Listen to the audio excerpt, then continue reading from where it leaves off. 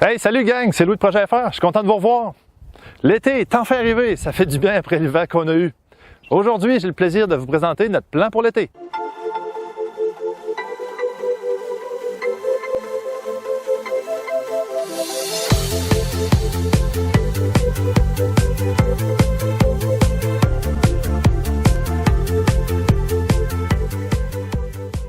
Habituellement, à ce temps-ci de l'année, on se prépare pour notre première journée de drift.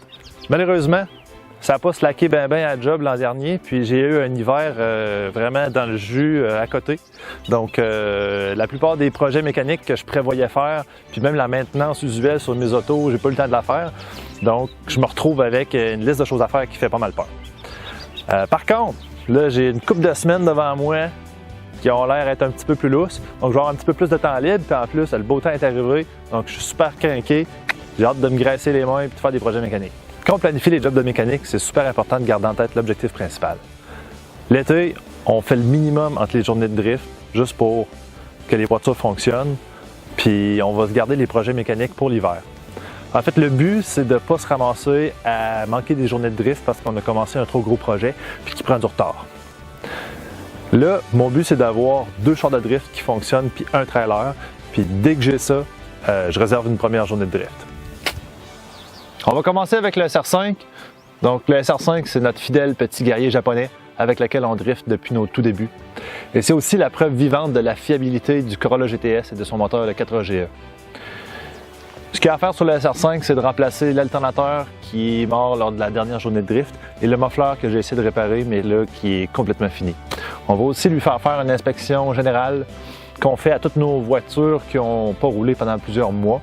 Puis on va expliquer tout ce qu'il y a à faire dans cette inspection-là dans un prochain vidéo. Le Mustang, ça fait 1 an qu'il n'a pas viré, donc l'essence, après 1 an d'entreposage, perd de ses capacités, donc on va être obligé de mettre un conditionneur, on va mettre un gaz liner, ce qu'on appelle un antigel à essence, et on va mettre aussi de l'octane booster pour le régénérer. Si on avait eu un moteur diesel, on n'aurait pas eu ce problème-là, parce que le diesel conserve sa durée de vie, finalement, est beaucoup plus grande. Ensuite de ça, on va démarrer le moteur, on va se promener un petit peu avec, on va faire une inspection, puis la liste de choses à faire va augmenter à partir de là. Le rouge a malheureusement manqué d'huile lors de sa dernière journée de drift, donc le moteur il est ce qu'on appelle sauter sur le crank. On va essayer de le réparer et si on n'est pas capable, on va tout simplement changer le moteur. Ensuite de ça, une inspection générale, un test drive et puis il devrait être prêt à drifter.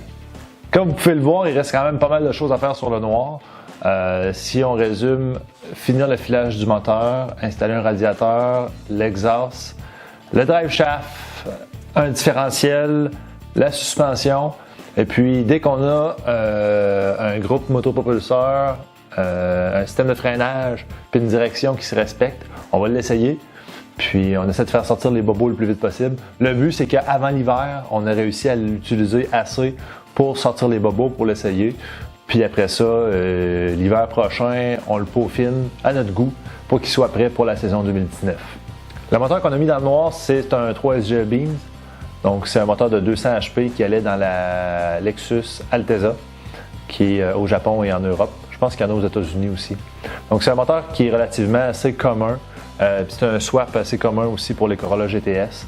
C'est un moteur qui est hyper fiable, 200 HP, donc grosso modo on double la puissance qu'on avait originalement sur le 4GE. Et puis sur un châssis de 1000 kg, 200 HP, ça devrait assez bien drifter. Comme vous l'avez constaté, plusieurs jobs qu'on prévoit faire dans les prochaines semaines sont de niveau intermédiaire ou avancé et nécessitent des outils spécialisés et des techniques spécialisées comme le kit de torche, la soudeuse et parfois même le lift. Évidemment, ce n'est pas à la portée de tout le monde. Par contre, à chaque vidéo, on va identifier le niveau de difficulté. Donc là, ça va vous permettre de vous orienter. Et même si vous ne faites pas la job vous-même, vous allez être plus en mesure de discuter avec votre mécanicien parce que vous allez savoir qu'est-ce que ça représente comme travail. J'aimerais bien ça avoir une caméra qui me suit partout dans tous les projets que je fais et qui filme toutes les choses intéressantes. Par contre, c'est impossible. Donc, je vais souvent avoir une caméra qui va avoir un angle de vue général et pour les plans rapprochés, mon téléphone ou une GoPro. Je vais aussi prendre parfois des photos parce que c'est plus facile pour prendre des détails techniques de petites choses. Je vais essayer de prendre les plus belles photos possibles pour que vous puissiez vivre l'expérience avec nous et je vais me concentrer sur les détails intéressants et les nouvelles techniques. J'espère que cette vidéo vous a donné le goût de nous suivre dans les projets mécaniques qui s'en viennent. Et si c'est le cas, aimez-le et inscrivez-vous. Et n'oubliez pas, vous pouvez nous laisser des commentaires ou encore nous poser des questions. Ça va nous faire plaisir. À la prochaine.